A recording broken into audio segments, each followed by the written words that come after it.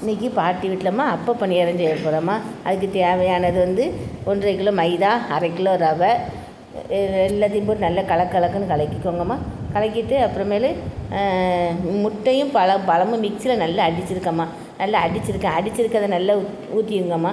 ஊற்றிட்டு உப்பு போட்டுக்கோங்கம்மா. இத்தனையும் உப்பு போட்டுக்கோங்க. அதையும் போட்டு நல்லா கலக்குன்னு விரவிடுங்கம்மா. விரவுனதுக்கு அப்புறம் ஜீனிம்மா. இதுக்கு 1 கிலோ ஜீனி போட்டிருக்கேன். ஜீனியாவோ தேவைக்கு தகுந்தால போட்டுக்கோங்கம்மா. நான் இதில் 1 கிலோ ஜீனி போட்டிருக்கேன். 1 கிலோ ஜீனி போட்டு எல்லாத்தையும் நல்லா கலக்குன்னு விரவிடுங்கம்மா. நல்ல தண்ணி ஊற்றி நல்ல பணியார பதத்துக்கு வர அளவுக்கு நல்லா கரைச்சிக்கோங்கம்மா. நெய் ஊற்றிருக்கம்மா. 2 ஸ்பூன் நெய் வேற போட்டிருக்கேன். நெய்யும் போட்டு நல்லா விரவுங்கம்மா.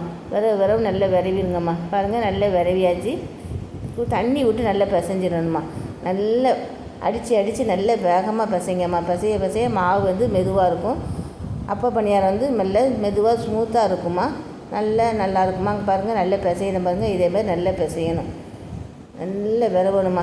நல்லா விரவுன்னு விரவிடணும். எல்லாம் ஒன்று போல் கலப்படம் ஆகிட்டுனா நல்லா வந்துடும்மா. பணியாரம் சூப்பராக வந்துடும்மா.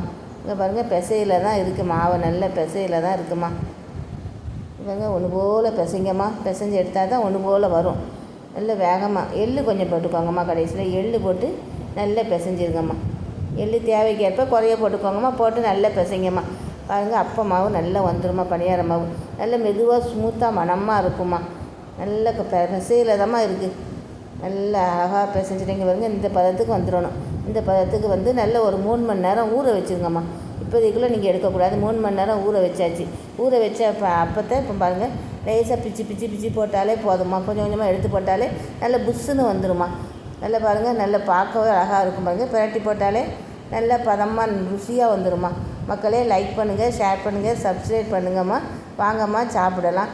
பாருங்கள், ஒன்று போல் வந்துட்டு பாருங்கள். நீங்களும் உங்கள் வீட்டிலே செஞ்சு பாருங்கம்மா.